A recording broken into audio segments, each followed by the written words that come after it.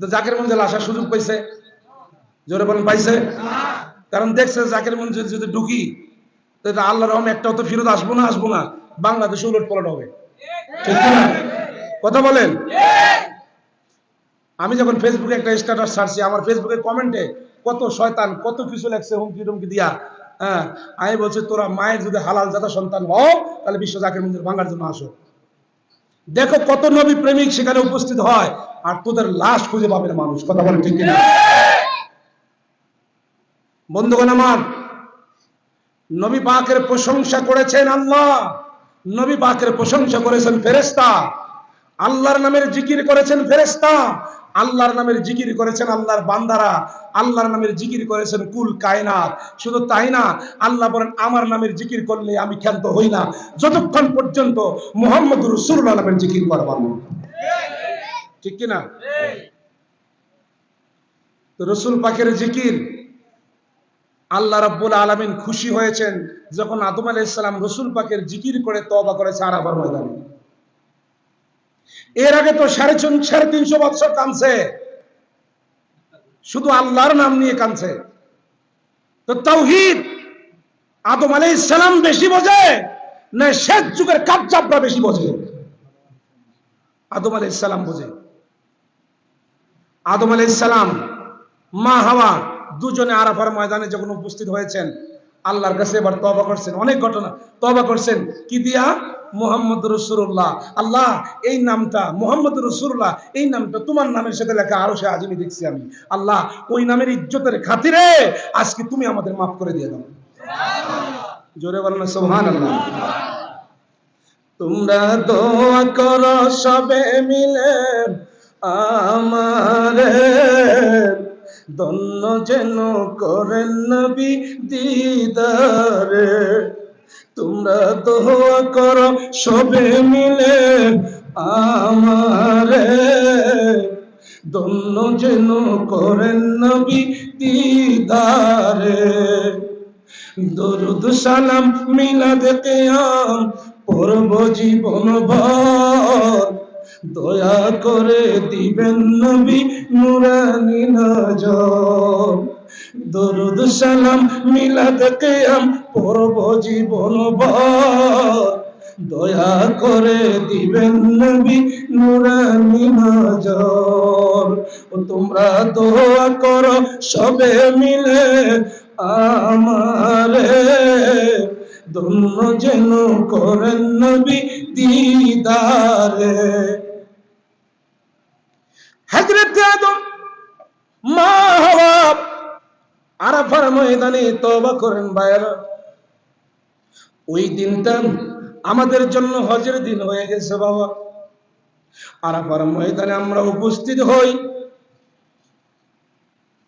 ওই দিনের মধ্যে তওবা করি, আল্লাহর কাছে ক্ষমা চাই, আল্লাহর কাছে বলি আল্লাহ আরাফার ময়দানে উপস্থিত হয়েছি, লব্বাইক আল্লাহুম্মা লব্বাইক, লব্বাইক লা শারীকা লাক লব্বাইক, ইন্নাল হামদা ওয়ান নি'মাতা লাকা ওয়াল মুলক লা শারীকা লাক। আল্লাহ আমরা তোমার দরবারে আজকে হাজির, আল্লাহ তোমার দরবারে হাজির, তোমার কাছে আজকে ক্ষমা চাই মালিক। যেভাবে বাবা আদম হাওয়া তোমার কাছে ক্ষমা চেয়েছিল আরাফার ময়দানে, ওই কলেমা লা ইলাহা ইল্লাল্লাহু মুহাম্মাদুর রাসূলুল্লাহ, আল্লাহ তুমি ওই নামের খাতিরে বাবা আদম মা হাওয়াকে ক্ষমা করেছো। মাবুদ, ওই নামের ইজ্জতের খাতিরে, ওই নামের উসিলায় আজকে আমাদের আরাফার ময়দানে ক্ষমা করে দাও। বাবা বুঝে গেল, আপনি যতই সহি আমল করেন না কেন, যতই সহি আমল করেন না কেন, নেক আমল করেন না কেন, বাজান বাবা আদম তো কম আমল করে নাই, মা হাওয়া তো কম আমল করে নাই। আত্ম অপরাধের কারণে 350 বছর কাদাইলেন দুনিয়ার বুকে। বাজান ক্ষমা পেয়েছেন শুধু মুহাম্মদুর রাসূলুল্লাহর খাতিরে, ওই নামের জিকির করার খাতিরে। হে ভাই আমার, যতই নেক আমল করেন না কেন, বোঝা গেল আমলের মধ্যে আমার আপনার কোনো ত্রুটি নাই, কোনো ভুল নাই, কোনো ভেজাল নাই, তারপর আমল গ্যারান্টি যুক্ত হবে না, আমলগুলি আল্লাহর দরবারে উঠবে না, আল্লাহ গ্যারান্টেড যুক্ত করবে না যতক্ষণ পর্যন্ত ওই আমলের সঙ্গে, নেক আমলের সঙ্গে আমার নবী মুহাম্মদুর রাসূলুল্লাহর প্রেম ভালোবাসার দুরূদ ও মিলাদ কিয়াম না থাকবে। ঠিক না ঠিক? নবীজির মিলাদ আমরা চাই কি চাই না? আল্লাহ নিজেই মিলাদ করেন নবীজি, ফেরেশতারা করে। আল্লাহ বলেন, ইয়া আইয়ুহাল্লাযীনা আমানু, রে ঈমানদাররা, যারা ঈমান এনেছো, দাবি করেছো আমি ঈমানদার, তোদের উপরে ফরজ হয়ে গেল মিলাদ, রাসূলের প্রশংসা, রাসূলের দুরূদ তোমাদের উপরে ঠিক ওই রকম ফরজ যেরকম ইবাদত আল্লাহর জন্য ফরজ, রাসূলুল্লাহর উপরে মিলাদ দরুদ ফরজ। তুমি কি ফতোয়া দাও? তোর ফতোয়া শুনে আমি আমল বন্ধ করব? নবীর প্রেম ভালোবাসা বন্ধ করে দিব? আজকে মিলাদুন নবীর জশ্নে জুলুসকে কেন্দ্র করে তারা মিলাদুন নবীর জশ্নে জুলুসে আঘাত করেছে, ঠিক কিনা? ফেসবুক ইউটিউবে দেখছেন কিনা? আমার গলার অবস্থা কিন্তু ভালো না, একটু তাড়াতাড়ি শেষ করে দেব, কথাগুলি ইম্পর্টেন্ট ভাবে শুনে নেবেন। আজকে একটু মোহাব্বতে বলুন আল্লাহুম্মা লাল সাথে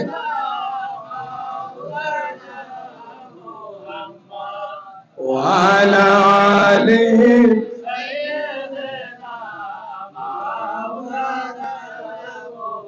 জশ্নে জুলুসের মাহফিলে ওয়াহাবিদের হাতে আমাদের এক সুন্নি ভাই শহীদ হয়েছেন, আমাদের এক সুন্নি ভাই শহীদ হয়েছেন, আর কিছু সংখ্যক সুন্নি ভাই তারা কঠিনভাবে গুরুতর আহত, রক্তে রক্তাক্ত তারা মেডিকেলে। বন্ধুগণ আমার, ওয়াহাবিরা, বাতিলপন্থীরা যেভাবে আজকে রাসূলুল্লাহর দুশমনি করে মানুষকে শিরক আর বেদাতের ফতোয়া দিয়া আল্লাহর ওলিদের মাজার ভাঙার কাজে নেমেছে, আমি সুন্নি ভাইদের বলে যাই, যারা ঈমানদার দাবি করো, যারা মুমিন দাবি করো, যারা রাসূলুল্লাহর আশিক দাবি করো, আশিক রাসূল দাবি করো, আপনাদের ঈমানি দায়িত্ব হলো এদেরকে প্রতিহত করা লাগবে। কথা বলেন ঠিক কিনা? এদের বিরুদ্ধে রুখে দাঁড়াতে হবে, কারণ এখন ঈমান বাঁচানোর সময়, ঠিক না ঠিক? ঈমান বাঁচানোর সময়, এই জন্য আমাদেরকে সর্বসময় প্রস্তুত থাকতে হবে। বন্ধুগণ আমার, আমরা আজকে মিলাদ কিয়াম পড়লে বেদাতের ফতোয়া দিয়া আমাদেরকে তারা মারে, মাজারের শিরকের ফতোয়া দিয়া মাজার ভাঙে, এটা কি ইসলামের কাজ? এই কাজটা করেছিল আব্দুল ওয়াহাব নজদি, এই কাজটা করেছিল আব্দুল ওয়াহাব নজদি।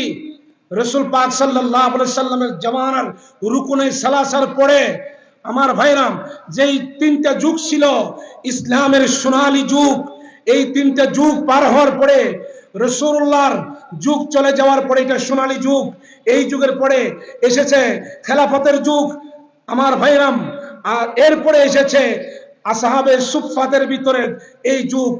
আমার ভাইরা, এই তিনটা যুগ পেরিয়ে যাওয়ার পরে ইসলামের ভিতরে ভেজাল ঢুকে দিয়ে ইসলামের ভিতরে মুসলিম মিল্লাতকে ঐক্যবদ্ধ থেকে বিচ্ছিন্ন করার জন্য তারা জান্নাতুল বাকি, জান্নাতুল মুআল্লায় যতগুলি মাজার ছিল, সাহাবা ইসমাইনদের মাজার, সবগুলি ভেঙে বুলডোজার দিয়ে ভেঙে গুড়ে দিয়ে তারা আজকে মাজার নাই।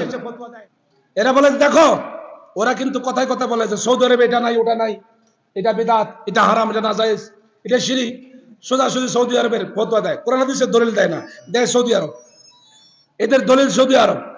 তো সৌদি আরবে আব্দুল ওয়াহাব নজদি সে সর্বপ্রথম ইসলামের ভিতরে ভেজাল ঢুকিয়ে একটা শক্তি অর্জন করেছে ইহুদি এবং খ্রিস্টানদেরকে দিয়া, অর্জন করে সর্বপ্রথম জান্নাতুল বাকি আর জান্নাতুল মুআল্লার মাজার ভাঙছে, সাহাবা ইসমানদের মাজার ভেঙে দিয়েছে। বন্ধুগণ আমার, আচ্ছা আমি আপনাদের বলতে চাই যে জান্নাতুল বাকি আর জান্নাতুল মুআল্লার মাজারগুলি ভাঙ্গার পরে এখন যদি আমাদেরকে দলিল দিয়ে যে সৌদি আরবে কোনো মাজার নাই, বাংলাদেশে এত কিসের মাজার, তাহলে আমি আপনাদেরকে বলি আজকে ইরাকে তাকান, ইরাকে তাকান, এরপরে আপনার ইস্তাম্বুলে তাকান, এরপরে আসেন বন্ধুগণ আমার, মিশরে তাকান, এরপরে ভারতবর্ষে তাকান, আমাদের পাশাপাশি রাষ্ট্র ভারতবর্ষে তাকান। আমি আপনাদের বলতে চাই, যিনি বুখারী শরীফের লেখক ইসমাইল বুখারী রাহিমাহুল্লাহ আলাইহি, তিনার মাজারে হাজার হাজার মানুষ দিনরাত 24 ঘন্টা জিয়ারতের জন্য যাচ্ছে না? ফেসবুক ইউটিউবে দেখেন। এরপরে তাকান আপনি হযরত আলী রাদিয়াল্লাহু তাআলা আনহুর মাজার, ইমাম হাসান হুসাইন রাদিয়াল্লাহু তাআলা আনহুর মাজার ইরাকে। দেখবেন আমাদের অনেক সুন্নি ভাইরা ইরাকে যায় মাজার জিয়ারত করে, সেগুলো আবার ভিডিওতে ছাড়তেছে, সবাই ভিডিওতে ছাড়তেছে, দেখেন। তো আমি আমাদের গিলে বাদ দিলাম, তা আপনাদের মুরব্বী ইবনে তাইমিয়ার মাজার দেখেন, তার মাজারটা এত উঁচু, আপনার গলা পর্যন্ত হবে যদি আপনি দাঁড়ান। একটা লম্বা মানুষ দাঁড়ালে ওনার মাজারটা আপনার গলা পর্যন্ত আসবে। তাহলে উঁচু কবর ভাঙ্গার এই হাদিসটা ছিল ইহুদি খ্রিস্টানদের জন্য। তো ওই হাদিসটা আজকে আল্লাহর ওলিদের সম্পর্কে মাজারের দিকে লাগাই দিয়া ওলিদের মাজার যে ভাঙতেছে, আমি আপনাদের বলতে চাই, আপনাদের মুরব্বী ইবনে তাইমিয়ার মাজার ভাঙেন না কেন? মাজারে শিরিক হয়, মাজারে বেদাতি হয়, মাজারে নাজায়েজ হয়, মাজার উঁচু করা হারাম, এই জন্য এই ফতোয়াগুলি দিয়ে মাজার ভাঙতে যাচ্ছেন। তো আমি আপনাদের বলতে চাই, বাংলাদেশে এই মাজারগুলি ভাঙার আগে আপনাদের দলিল সৌদি আরবে যে বেশ্যার কারবার হচ্ছে, এই বেশ্যার কারবারগুলি আগে থামান। আপনাদের হুজুররা করতেছে সেখানে। আমরা সঠিক কথা বললে আমাদেরকে হুমকি দেন, ধামকি দেন, জীবন নাশের হুমকি দেন। আপনাদেরকে বলে আগে এটা থামান না।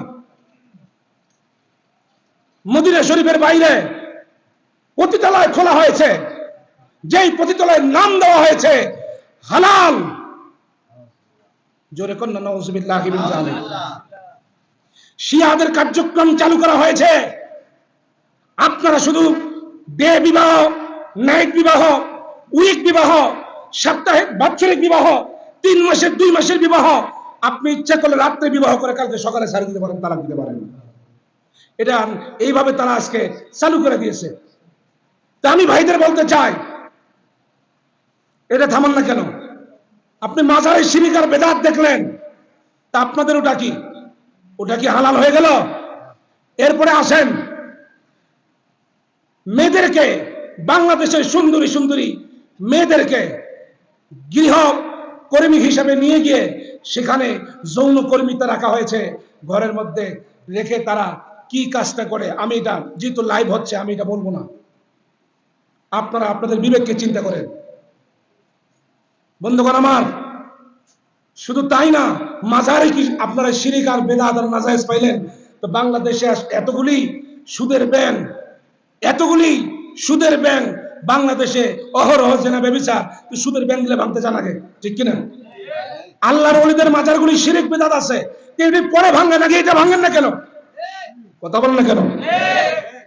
ঈদে মিলাদুন নবী করলে বেদাত বলেন, এই বেদাতটা আপনাদের খারাপ লাগে, সুদের ব্যাংকগুলি ভালো লাগে। কথা বলেন ঠিক কিনা? তাহলে এটা মুসলিম মিল্লাতকে বিভ্রান্ত করা ছাড়া আর অন্য কিছু নয়, ঠিক কিনা? রাসূলুল্লাহ সে দুশমনি করে, ওদের আব্বাদের খুশি করে কোটি কোটি টাকা পকেটে হাতিয়ে নিচ্ছে, এটা হলো তাদের মূল টার্গেট। আর মুসলিম মিল্লাতকে এভাবে আস্তে আস্তে তারা ধ্বংস করে দিবে, এটাই হলো তাদের মূল টার্গেট, ঠিক কিনা? আপনারা একটু থিওরি বোঝেন। আপনাদের টুপি খুব সুন্দর, জুব্বা পাগড়ি খুব সুন্দর, আপনাদের ঘোমটাটা খুব সুন্দর। বন্ধুগণ আমার, একটু বুঝে নেন। আপনাদের 5 ওয়াক্ত নামাজ খুব সুন্দর। ইমাম হুসাইনকে যেদিন শহীদ করে কারবালার ময়দানে, আসরের নামাজ পড়েছে সঠিক টাইমে, বলছে আরে তাড়াতাড়ি করো, আসরের ওয়াক্ত শেষ হয়ে যাবে, তো নামাজ আদায় করা লাগবে জামাতের সাথে। তাহলে জামাতের গুরুত্ব তাদের কত ছিল, ঠিক কিনা? নামাজের গুরুত্ব তাদের কত ছিল, কিন্তু শহীদ করতেছে কাকে? আহলে বাইতকে। শহীদ করতেছে কাকে? আহলে বাইতকে শহীদ করতেছে, আর নামাজ আদায় করতেছে সঠিক ওয়াক্ত টাইমে আজান দিয়ে। এই নেক আমলের মূল্য কি আছে? তাদের এই নেক আমলের মূল্য কি আছে? আজকে রাসূলুল্লাহর দুশমনী করে বেদাত শিরক আর নাজায়েজের ফতোয়া দিয়ে আপনাদের ভিতরে এত কোটি বেদাত রাখছেন, আপনাদের মাদ্রাসাগুলোতে বলাৎকার রাখছেন, কথা বলেন ঠিক কিনা? আর রাসূলুল্লাহর মিলাদ কিয়াম বেদাত লাগলো আপনাদেরকে। এটা এর চেয়ে বড় দুঃখের কথা আর কিছু আছে? ওই নেক আমলের কোনো দাম আছে? রাসূলুল্লাহর প্রতি যাদের মহব্বত নাই, ঈমান নাই, শুধু টুপি দাড়ি জুব্বা পাগড়ি দিয়া আর ভালো সুন্দর আমল দেখায় আল্লাহর কাছে পার হওয়া যাবে না। একটা হাদিস শুনেন, আল্লাহ রাসূলের দরবারে একটা ইহুদির ছেলে যাওয়া আসা করত। ইহুদি ছেলেটার সম্পর্ক ছিল রাসূলুল্লাহর জুতা মোবারকের সাথে। কার সাথে? জোরে বলেন। রাসূলুল্লাহর জুতা মোবারকের সাথে। সবাই নামাজ পড়তে ঢুকে, রাসূলুল্লাহর সাথে সবাই নামাজ পড়তে যায় মসজিদে নববীতে, আর ইহুদি ছেলেটা তো মসজিদে ঢুকতে পারে না। তারপরে তার ভিতরে ভয় আছে, আমি তো মুসলমান না, আমি মসজিদে ঢুকবো কিভাবে? তার মহব্বত ছিল রাসূলুল্লাহর জুতা মোবারকের সাথে। রাসূলুল্লাহর জুতা এমনি করে বুকে নিয়ে দাঁড়ায় থাকতে আদবে। সুবহানাল্লাহ বলেন। এভাবে রাসূলকে ভালোবেসে যেত। হঠাৎ করে আমার নবী একদিন দেখলেন ওই বাচ্চাটা রাসূলুল্লাহর দরবারে আসে না। আল্লাহর হাবিব সাহাবীদের বললেন, সাহাবীরা ওই ইহুদি ছেলেটাকে দেখি না কেন? সাহাবীরা বললেন, ইয়া রাসূলুল্লাহ, ইহুদি ছেলেটা অসুস্থ, আমরা খবর নিয়েছি সেই ছেলেটা অসুস্থ, যার কারণে আসে নাই। আল্লাহর হাবিব বললেন, ও সাহাবীরা, আমি ওই ছেলেটাকে দেখার জন্য যাব। দেখছেন, আল্লাহর হাবিব ওই ছেলেটার বাড়িতে গেলেন। সাহাবীরা কয়, হুজুর আপনি একা যাবেন, আমরাও যাব। দেখেন, রাসূলুল্লাহর জুতা মোবারকের সাথে মহব্বত করলে আল্লাহ কি ইজ্জত দেয়। সুবহানাল্লাহ বলেন। ছেলেটা ইহুদি, কিন্তু রাসূলুল্লাহ তাকে কি মর্যাদা দিলেন, সাহাবীরা কি মর্যাদা দিচ্ছেন। তাকে দেখতে গেলেন। আল্লাহর হাবিব ওই ইহুদির বাড়িতে পা দিয়ে, ছেলেটার ঘরের দরজায় পা দিয়ে এটা ধমক দিলেন। আজরাইলকে বললেন, তুমি থেমে যাও, আমি রাসূল এসেছি, এই ছেলেটার সাথে আমি কথা বলবো, এরপরে তুমি তার রূহ নিয়ে যাবা। আল্লাহু আকবার বলেন। রাসূলুল্লাহর মহব্বতের কি দাম, কি শান, কি মর্যাদা। সুবহানাল্লাহ। আপনি নেক আমল করেছেন, নেক আমল যদি রাসূলুল্লাহর মহব্বতের ভিতর দিয়ে না হয়, ওই আমল দিয়ে পার হইতে পারবেন না, ওই আমল দিয়ে পার হইতে পারবেন না। আর যে রাসূলুল্লাহকে ভালোবাসে, এ যদি অমুসলিম হয়, জীবনের শেষ নিঃশ্বাসের সময় হলেও সে ঈমান নিয়ে কবরে যাবে। জোরে বলুন সুবহানাল্লাহ। আল্লাহর হাবিব ঘরে ঢুকে ছেলেটার সাথে কথা বললেন। এদিকে তার বাবা বললেন, বাজান, তুমি কি এমন ভালো কাজ করেছো যার কারণে আজকে বিশ্বনবী আকা মাওলা মাহবুবে খোদা রাহমাতাল লিল আলামিন আমার ঘরে উপস্থিত হয়েছে তোমাকে দেখার জন্য। এই নগ্ন অমুসলিমের ঘরে উনি উপস্থিত হয়েছে, তুমি কি এমন ভালো কাজ করেছো? বাবা, আমি আজকে হুকুম দিলাম, তুমি আজকে তার কাছে ইসলাম ধর্ম গ্রহণ করো। আল্লাহ রাসূল সাল্লাল্লাহু আলাইহি সাল্লামের দরবারে এই ছেলেটা যতবার যাওয়া আসা করছে, রাসূল কি তার পিটাইয়া ইসলাম ধর্মের দিকে আনতে পারতো না? ইসলাম কি পিটাইয়া নিয়ে আসা ধর্ম? জোরে বলেন। মাজার ভেঙে কি শিরক বেদাত নষ্ট করা যাবে? মাজার ভেঙে কি ইসলাম প্রতিষ্ঠা হবে? ইসলাম নিয়ে এসেছে মাজার ওয়ালারা। ইসলাম তোমার মতো ওয়াহাবিরা আনে নাই, ইসলাম তোমার মতো নজদিরা আনে নাই, ইসলাম নিয়ে আসছে আশিকে রাসূলুল্লাহ। বন্ধুগণ আমার, আল্লাহর হাবিব ছেলেটাকে তখন কলেমা পড়াইছেন যখন তার বাবা ইজাজত দিয়েছে। আজকে মাজার ভাঙব আর দুর্গা পূজা পাহারা দেওয়ার জন্য রেডি হইতেছ। সি সি সি সি, নাউযুবিল্লাহি মিন যালিক। তোমরা কত প্রকারের শয়তান, এটা মানুষ বুঝতেছে হারে হারে। কথা বলেন ঠিক কিনা? মুসলিম মিল্লাত বুঝতেছে। মাজারে শিরিক বিদআত এই যে তোমাদের টার্গেট না, মাজার ভেঙে অমুসলিমদের খুশি করে তাদের টাকা পকেট বোঝাই করবা, পকেট জাত করবা, এটা তোমাদের টার্গেট। এটা মুসলিমরা বুঝে ফেলেছে। কথা বলেন ঠিক কিনা? আল্লাহর হাবিব ছেলেটাকে কলেমা পড়াইলেন। কলেমা পড়াইয়া মুসলমান বানায়া তওবা করাইয়া কলেমা পড়াইয়া দিয়া আল্লাহর হাবিব ছেলেটার মাথার মুছা করে দিয়ে ঘর থেকে বেরিয়ে এলেন। আমি এখানে আরো কিছু বিষয় বলি। আল্লাহ হুকুম দিয়েছেন আজরাইলকে, আজরাইল আপনার আমার রূহটা নিয়ে যাবে অমুক দিনে এতটার সময় এত সেকেন্ডের মধ্যে আপনার রূহটা নিয়ে যাওয়া হবে। আল্লাহ আজরাইলকে হুকুম দিয়েছে, ঠিক কিনা? আজরাইলকে আল্লাহ হুকুম দিয়েছে তুমি ওই ইহুদি ছেলেটার রূহটা নিয়ে আসো অমুক টাইমে। কিন্তু দেখা গেল ওই টাইমের ভিতরে আমার নবী ইহুদি ছেলেটার ঘরে উপস্থিত। আল্লাহর নবী বললেন আজরাইল থেমে যাও। আল্লাহু আকবার বলেন। আল্লাহর হুকুম, এই পাশে নবী বলছে থেমে যাও। সুবহানাল্লাহ পড়েন না? আশিক রাসূলদের কি পাওয়ার, কি মর্যাদা দেখো।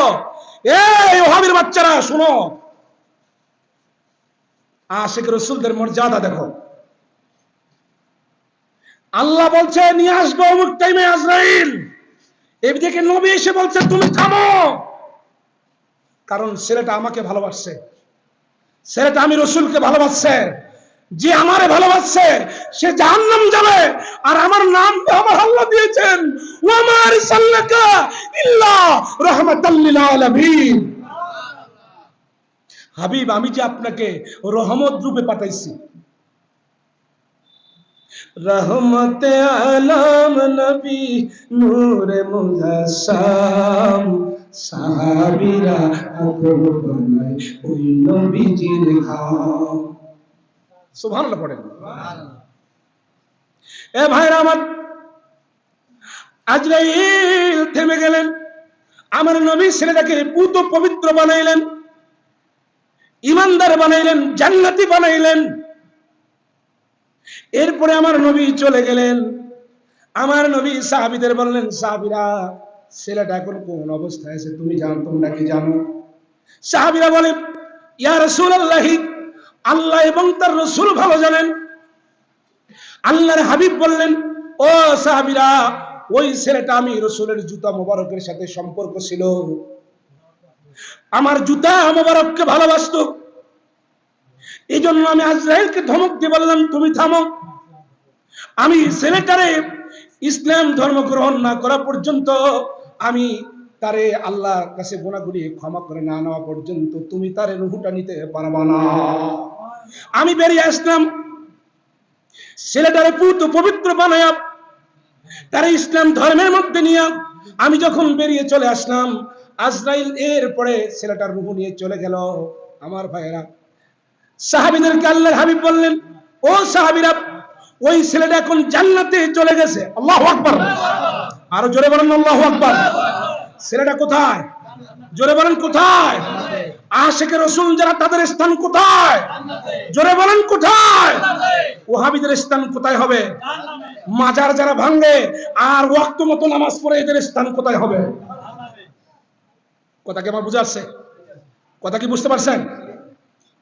একটু জিকির করেন লা ইলাহা ইল্লাল্লাহ, জোরে লা ইলাহা ইল্লাল্লাহ, হক লা ইলাহা ইল্লাল্লাহ, মুহাম্মদ রাসূলুল্লাহ।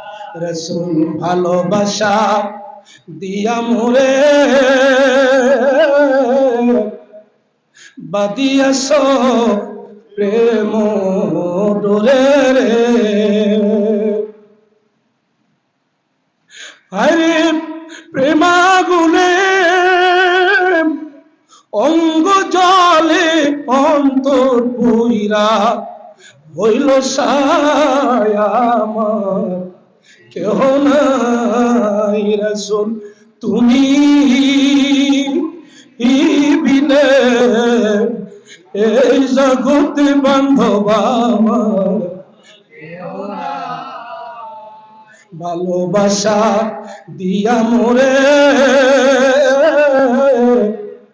বাদিয়াস প্রেম দূরে রে, ও আমার বাঁচার চেয়ে মোরা ভালো যদি তোমায় না আমার কেহ নাই রাসূল তুমি বিনে এই জগৎ বান্ধব আমার।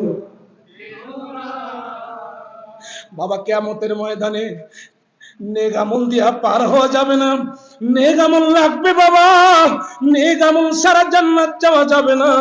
তবে নেগামলের সাথে যদি আমার নবীজির সুন্নত তরিকায় নবীজির প্রেম ভালোবাসা না থাকে, ও বাবা, তাহলে বুঝে নেবেন জান্নাতের আশা করা যাবে না।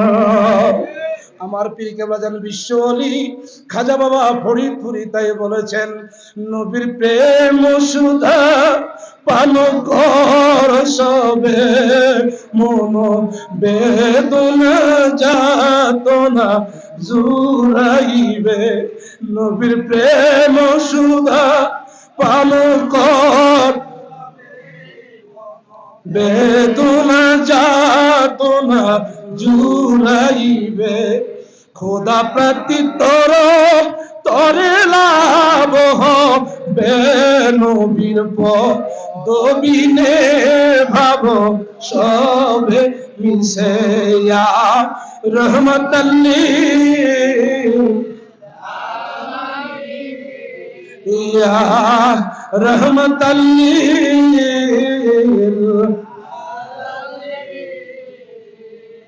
বলুন তো বাবা,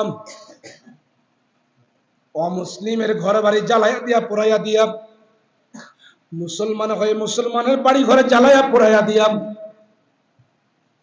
মুসলমান মুসলমানকে হত্যা করে রক্তাক্ত করে মারামারি খুনাখুনি কাটাকাটি করে ইসলাম কোনোদিনও কায়েম করা যাবে কি? জোরে বলেন, যাবে কি? ইসলাম কাটাকাটি মারামারি খুনাখুনি শিক্ষা দেয় না। ইসলাম জঙ্গিবাদের ধর্ম নয় বাবা।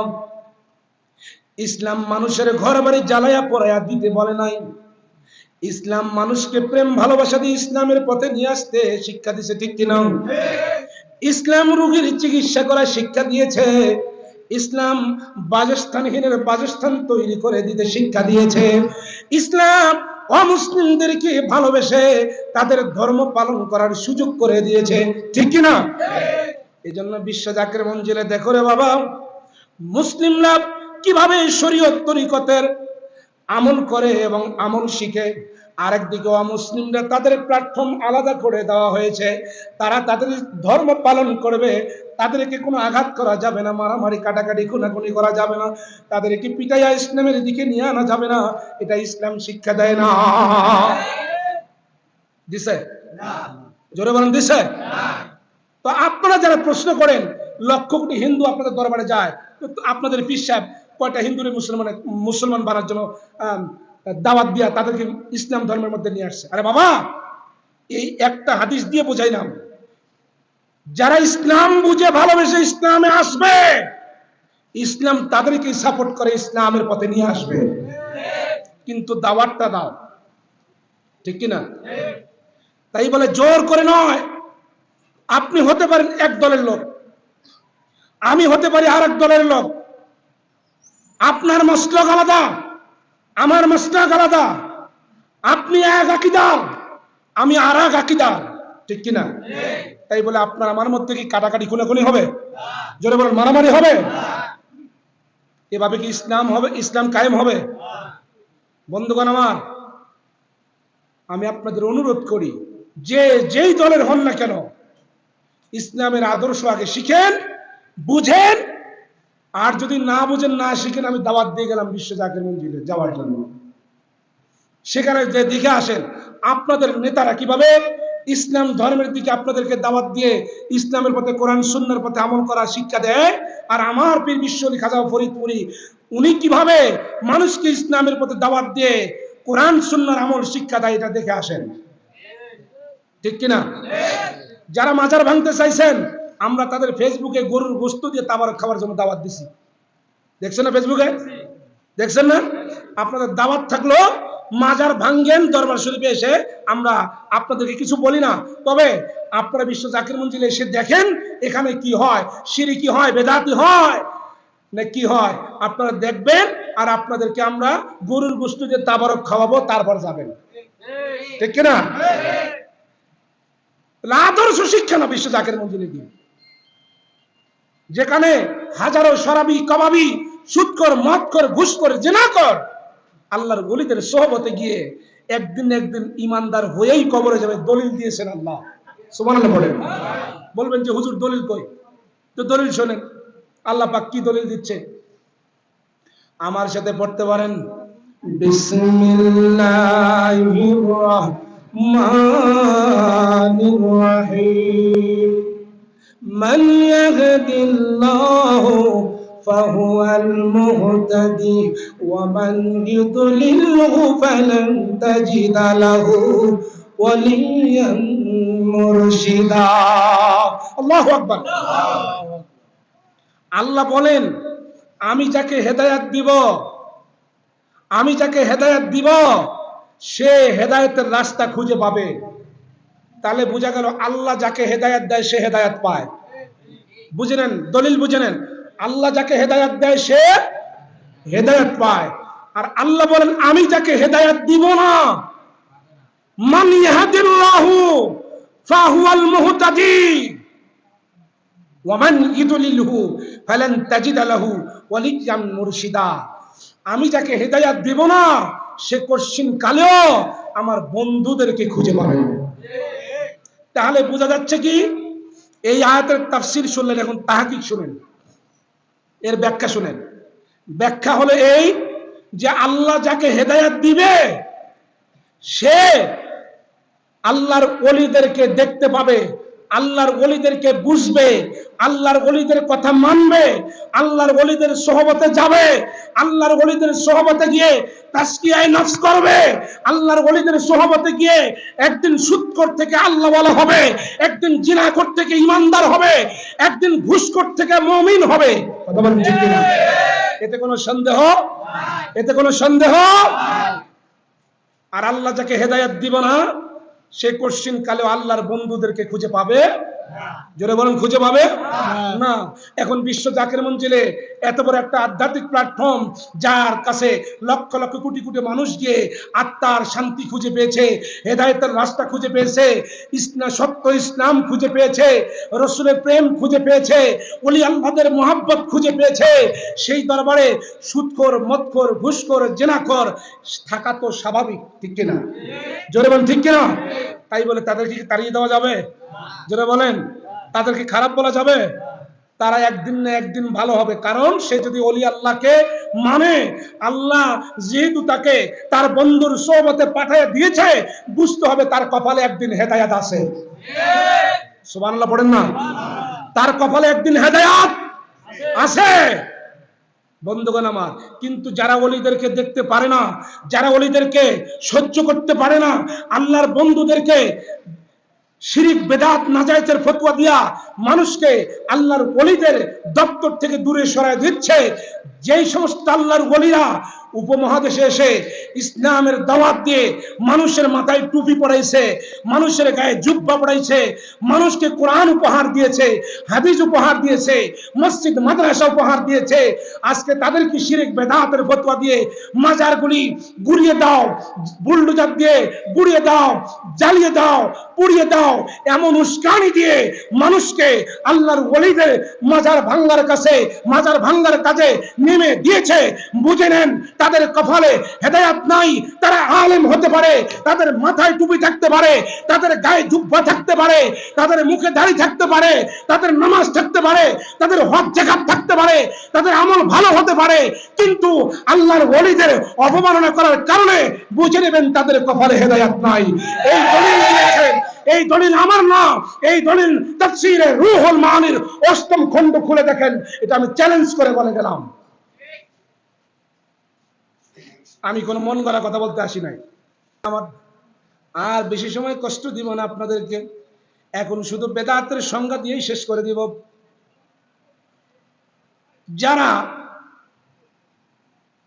পীর মাশায়েখের দরবারে যাওয়াটা বেদাত বললেন, যারা মিলাদ কিয়াম জশ্নে জুলুস ঈদে মিলাদুন নবী এগুলিকে বেদাত বললেন, আপনারাও বেদাতের সংজ্ঞা পড়েছেন, আমরাও বেদাতের সংজ্ঞা পড়েছি, ঠিক কিনা?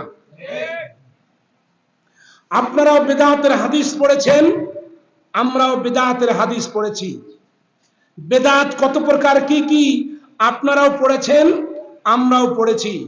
আপনারা বুখারী পড়েছেন, আমরাও বুখারী পড়েছি। আপনারা মুসলিম শরীফ পড়েছেন, আমরাও মুসলিম শরীফ পড়েছি। আপনারা ৭৬টা হাদিস পড়েছেন, আমরাও ৭৬টা হাদিস পড়েছি, ঠিক কিনা?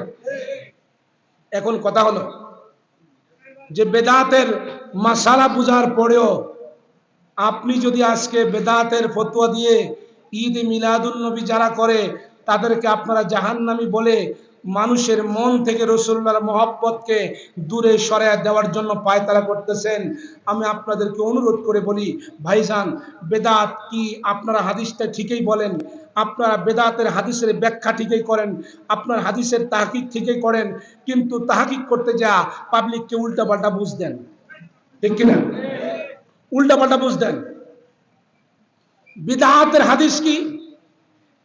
শক্ত হাদিস একটা, কুল্লু বিদআতিন দলালাহ কুল্লু দলালাতিন ফিন্নার।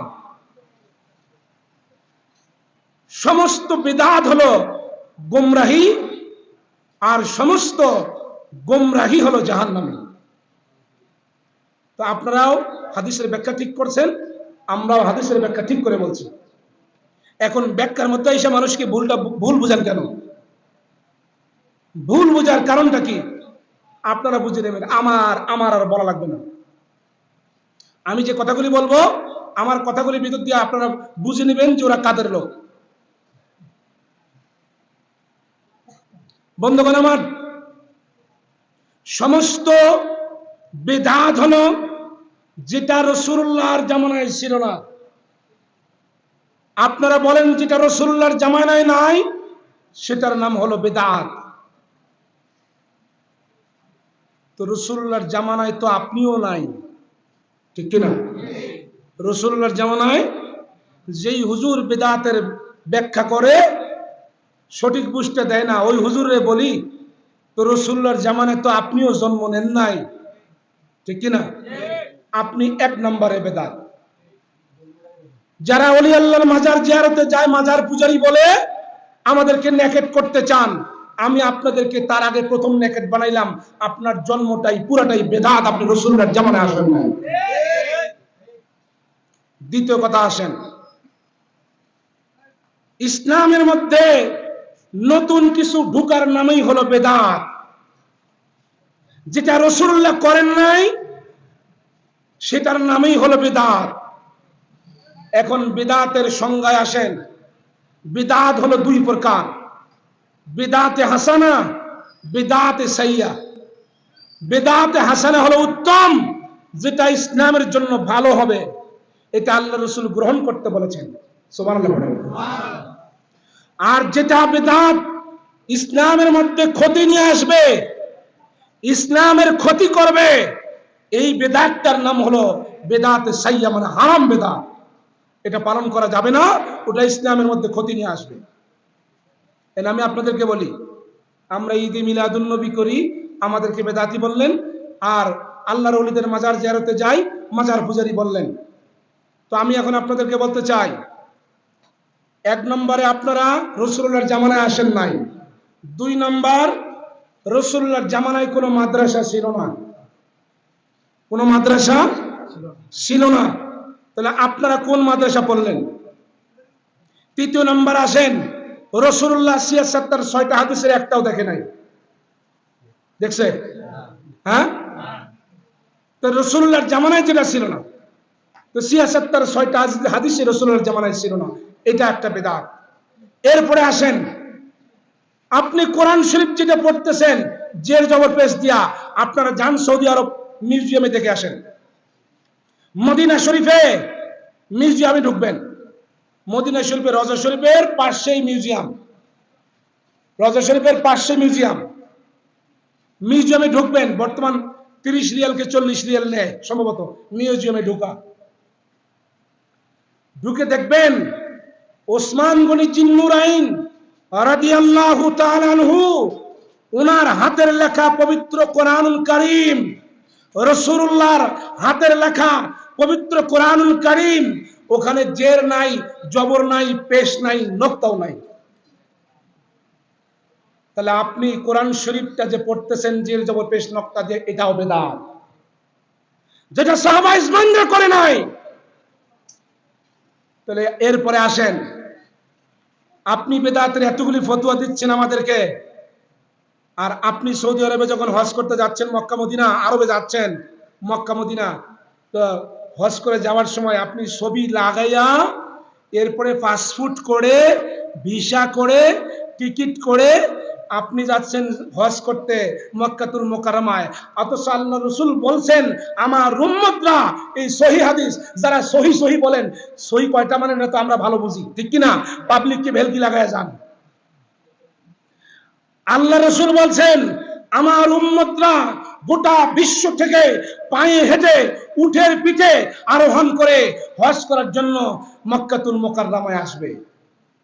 রাসূলের ঘোষণা। আপনি যাচ্ছেন কিসে? এ কথা বল না কেন? আমার কথা কি বুঝে আসছে? যাচ্ছে কিসে? ভিসা পাসপোর্ট সারা, ভিসা পাসপোর্ট সারা, ছবি সারা। হ্যাঁ, তাহলে ভিসা রাসূলুল্লাহ লাগাইছেনি, পাসপোর্ট লাগাইছেনি? রাসূলুল্লাহ বিমান দেখছে, বিমানে 6.5 ঘন্টা সৌদি আরবে যায় হজ করছে? হ্যাঁ, আরে মদিনাতুল মুনাওয়ারা থেকে রাসূল পাক যখন মক্কাতুল মুকাররমায় হজ করার জন্য আসেন, উমরা করার জন্য আসেন, সেটাও সেই কাফেলাটাও ছিল হাঁটা পথে, হাঁটা পথে, হাঁটা পথে 450 কিলো রাস্তা হেঁটে এসে আমার নবী হজ করেছে। আর তুমি আজকে সহি সহি মারাও, কথা বলেন ঠিক কিনা? পাবলিককে ভেলকি লাগায় বুঝ দিয়ে যাও আমরা বেদাতি। তোদের আসল জন্মটাই হলো বেদাত দিয়ে, কথা বলেন ঠিক কিনা? রাসূলুল্লাহ মক্কা শরীফে উট কুরবানি দিবে, সেটাও সাহাবীরা সঙ্গে নিয়েছে, সেটাও সাহাবীরা সঙ্গে নিয়েছে, হাঁটা পথে গেছে। গাদিরে খুমে এসে বিদায়ী ভাষণ দিয়েছেন, পাক পাঞ্জাতনের ভিতর থেকে হযরতে আলী রাদিয়াল্লাহু তাআলা আনহুকে হাত ধরে ভাবে সেখানে বললেন আমার উম্মতরা শোনো, আমার পরে আমার আহলে বাইতের ভিতর থেকে হযরতে আলীর কাছে তোমরা ইলমে তাসাউফ শিক্ষা নিও। আনা মাদিনাতুল ইলমি ওয়া আলী বাবুহা।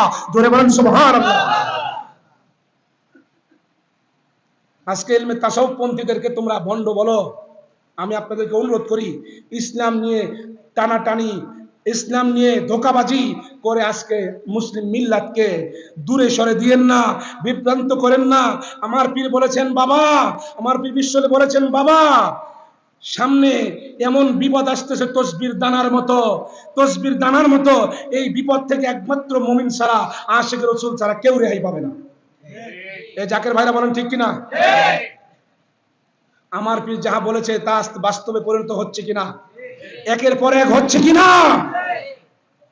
আল্লাহর রাসূল বলেছেন 1400 হিজরির পরে আমার উম্মতের ঈমান এরকম হবে, জ্বলন্ত অগ্নিকয়লা হাতের মধ্যে রাখা যেরকম দুঃসাহস কারো হবে, সাহস কারো হবে না। জ্বলন্ত অগ্নিকয়লা কি হাতে রাখতে পারবেন? পারবেন? এটা কি রাখা সম্ভব? এইটা রাখা যেরকম সম্ভব নয়, তার চাইতো সম্ভবপর হবে না, তার চাইতো অসম্ভব হবে মুমিনদের ঈমান রক্ষা করা। কথা বলেন ঠিক কিনা? আজকে মুসলমানের পরিস্থিতি কি? মুসলমানের পরিস্থিতি কি? অবস্থা একের পর এক বিপদের দিকে চলে যাচ্ছে, বিপদের দিকে চলে যাচ্ছে। তাই আমি আপনাদের অনুরোধ করি, আসুন, দ্বিধাদ্বন্দ্ব নয়। আপনি ঈদ মিলাদুন নবী মানবেন না, আপনাকে আমরা বেদাতি বলি না। আপনারা জুলুস করবেন না, আপনাদেরকে আমরা বেদাতি বলবো না। আপনারা মিলাদ ক্যাম্প করবেন না, আপনাদেরকে আমরা বেদাতি বলবো না। কিন্তু সঠিক ইসলাম নিয়ে টানাটানি করে মনে করিয়েন না আপনাদের আব্বাদের খুশি করার জন্য মুসলিম মিল্লাতের ঐক্য ভেঙে দিবেন, মুসলিম মিল্লাতের ঐক্য ভেঙে দিয়ে আপনাদের দল ভারী করবেন আর চিন্তা করবেন যে আমরা ইসলামী স্টেট কায়েম করব। খোদার কসম, খোদার কসম, খোদার কসম, রাসূলুল্লাহর মহব্বত নিয়ে টানা হেসরা করে ইসলাম কোনোদিনও পার্লামেন্টে আপনারা বসাইতে পারবেন না। ইসলাম পার্লামেন্টে বসা সম্ভব হবে না। ইসলাম পার্লামেন্টে বসাইতে হলে সব মুসলিম ঐক্যবদ্ধ হওয়া লাগবে। কুল্লু মুসলিমে খাতুন। আল্লাহ রাব্বুল আলামিন বলেছেন, তোমরা আমার রজ্জুকে শক্ত করে আঁকড়ে ধরো, ওয়াতাসিমু বিহাবলিল্লাহি জামিআ ওয়া লা তাফাররাকু। তোমরা আল্লাহর রজ্জুকে শক্ত করে আঁকড়ে ধরো, বিচ্ছিন্ন হইও না। তাহলে বোঝা যায় আপনি যে দল করেন, আমি কোন দল করি, আরেক লোক কোন দল করে, কিন্তু বুঝে নেন সবাই মুসলিম ভাই ভাই, ঠিক কিনা? সব দ্বিধাদ্বন্দ্ব বলি এক প্ল্যাটফর্মে দাঁড় হন, দ্বিধাদ্বন্দ্ব বলে গিয়ে এক প্ল্যাটফর্মে চলে আসেন, তাহলে ইসলাম কায়েম করা সম্ভব হবে। আসুন আল্লাহ পাক আমাদের সকলকে যেন তৌফিক দান করে, সকলে বলুন আল্লাহুম্মা আমিন। ওয়া আখিরু দাওয়ানা আলহামদুলিল্লাহি রাব্বিল আলামিন। সকলে একটু মুহাব্বতে বলুন আল্লাহুম্মা সাল্লি